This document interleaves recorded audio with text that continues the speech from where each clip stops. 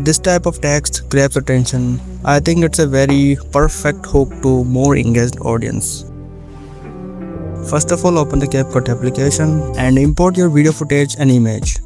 Here I want to split and type your text from text section and type what you want and choose font, which one you like most, and I choose this one, and go to the animation section and search here rolling and choose this one, and now manage the speed of the text.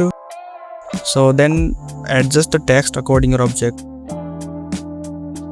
Click on the main timeline and click on the duplicate option and click on overlay and adjust the layers according to your timeline, and click on overlay timeline, so that option remove BG and select customer removal, and erase the object and what you want to see in, like so that just erase, and after that erase. So wait a second for removal, so that it's done, and choose mask option and select horizontal and adjust the text according to like this one, and the last search layers option, that here, so adjust the layers according to this one.